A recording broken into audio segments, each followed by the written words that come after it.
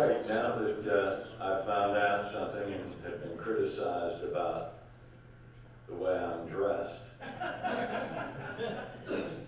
I need to go see the Fuzzy Pickle. And maybe that would help.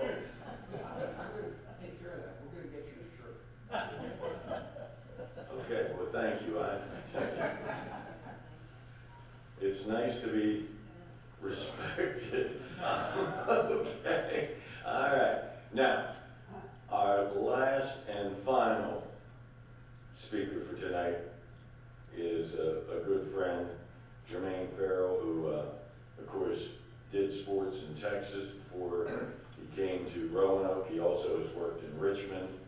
He played football at Patrick Henry, and I had a chance to see him there.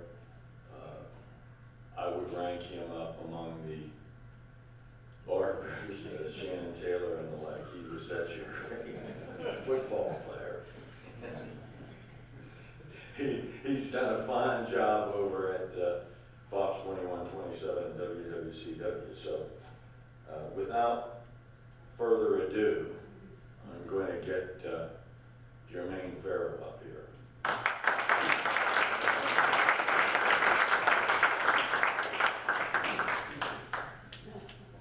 I got my stopwatch, so I'm gonna make sure I don't go long, making sure. We've heard the expression, the Lord works in mysterious ways. So we were supposed to do this on the 17th, right? So a little bit before that, I got COVID. And the snowstorm blew in. I was going to call Dave. I said, Dave, I ain't going to make it because of COVID, but I guess I didn't have to use that because we had the snowstorm. And this is my first time actually being back on air because I've been doing sports from home. Because of COVID, you can't be in the building. That's where our policies, which is fine. I finally tested negative on Saturday. Thank God for that. So it's really a good thing. What's neat, first of all, it's my second time doing this, and it's always an honor, And I love doing this because it's great to be here at the Roanoke Valley Sports Club. I mean, it's an awesome club. Yeah. And first of all, it's great to be, Eric does a great job at Channel 10, Aaron with the Roanoke Times, Doug Dowdy, Roanoke Times, and we've all been on trips together. We've seen each other on some of those NCAA tournaments and all that. And something to sort of cherry pick with Eric, I also was a camera guy for Coach Woody Deans and his great Patrick Henry teams in the early 90s. I used to run his camera. Used to have those bike pants you had us wear, Coach? We were out there at the spot-built shoes.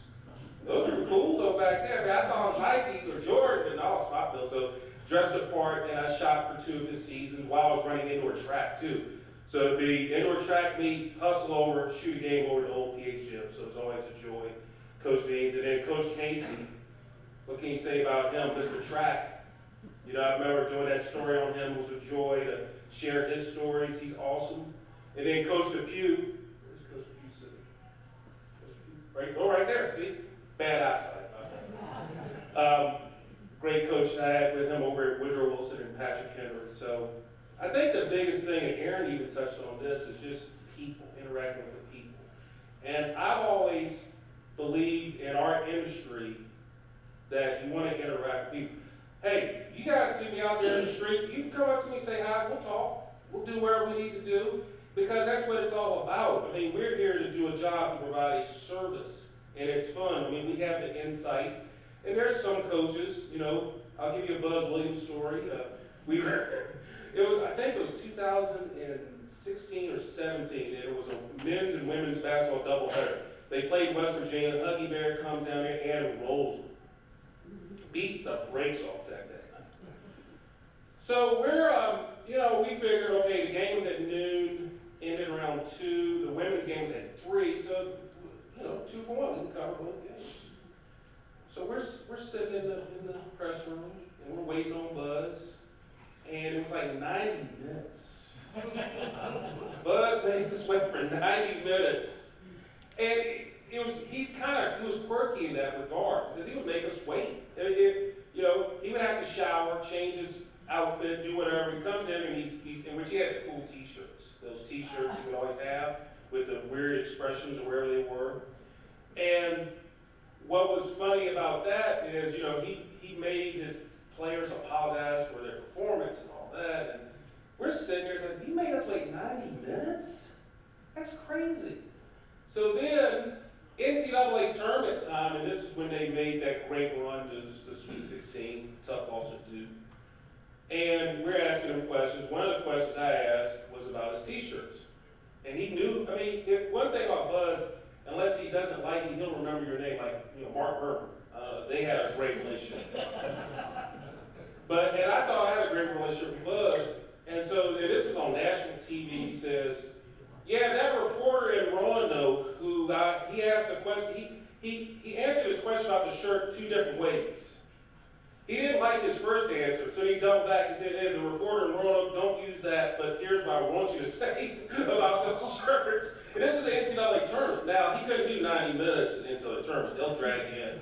So, but it's all about relationships, and like I said, I'm a firm believer in that. So like I said, if you guys see me out there and I'm shooting a game or whatever else, you know, you can always come up to me because I love to talk. Love to flap my gums about stuff maybe I don't even know about. Maybe I'll make it up as I go like Doug Dowdy. I don't know. I got to have him on the show one time. But yeah, you know, you know, us media members, I mean, we have great, well, that was 5 minutes, there it is. But again, it's a joy to cover sports in this market. We have great sports teams. We have great people. Doing a story on the Grubs at one time over their house. You know, talking about them, you know, I think when they had, 5,000 Virginia Tech home games or whatever it was. Only 400, yeah. I had a 0 to it, so it sounded good. But it's always fun, and, you know, to intermingle with other media members and all that. And we just have great media members in this market. You know, when we go out there and tell stories and we share people's stories. So it's also, for me, it's not about delivering a score. Yeah, you want to know who won or lost. I always want to get to know the person. A lot of times, and I remember I was doing a story at Ferrell, and I learned this story. They were telling me this about Roy Stanley, the late, great Roy Stanley. Roy would come down and do a story, but before he even asked questions, he'd sit down and he'd shoot a fact. He'd say, hey, how you doing? How's your family? You know, what else is going on?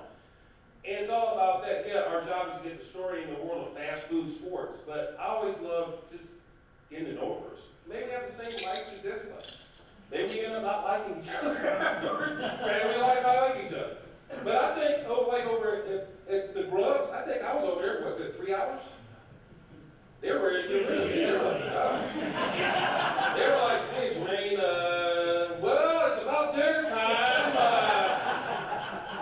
But they're great. But yeah, that's my joy. I love doing that.